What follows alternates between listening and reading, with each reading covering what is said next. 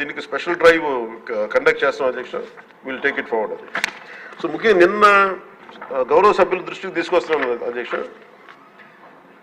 ఈ డిలేస్ అంటే ఈ ఆలస్యం ఎందుకు జరిగింది అసలు మీరు కొంచెం ఈ అంటే నిన్న రివ్యూ చేస్తున్నప్పుడు అధ్యక్ష టోటల్గా లోకల్ బాడీస్ సంబంధించిన రివ్యూ చేసాం అధ్యక్ష. ఈ పంచాయతీలది దాంట్లో ఉండిపోయింది. ఇట్స్ 3 టైర్ లోకల్ బాడీ ఇది కాబట్టి సెంట్రల్ గవర్నమెంట్కి ఎలాంటి కాన్స్టిట్యూషనల్ గ్యారంటీ ఉందో, స్టేట్ గవర్నమెంట్కి ఎలాంటి కాన్స్టిట్యూషన్ గ్యారంటీ ఉందో, ప్రొటెక్షన్ ఉందో, పంచాయతీలకు కూడా అదే ప్రొటెక్షన్ ఉంది అధ్యక్ష. అక్కడ జాతిపిత మహాత్మా గాంధీ గారి ఫోటో పెట్టుకుని గ్రామ స్వరాజ్యం కోసం తపన పడే మనందరం కూడా ఈరోజు నలుగుతా ఉన్నాం. కాకపోతే గత ప్రభుత్వం చేసిన తప్పులు ఎలా ఉన్నాయంటే అధ్యక్ష మొత్తం వదిలేశారు అధ్యక్ష.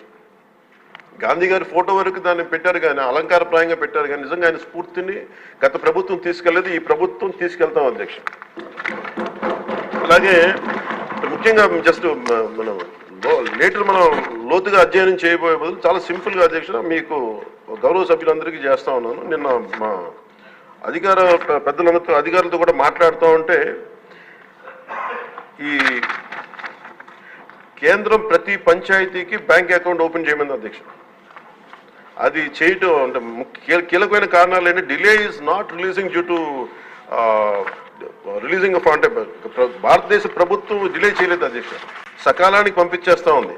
కానీ కొంతకాలం ఏమో పంచాయతీ మన ఎన్నికలు జరగకపోవటం వల్ల ఇంకొకసారి వీళ్ళు అడిగింది non integration towards PFMS by the state government, అంటే కేంద్రానికి సంబంధించిన పబ్లిక్ ఫైనాన్స్ మేనేజ్మెంట్ సిస్టమ్కి అనుసంధానం చేయమని అడిగారు.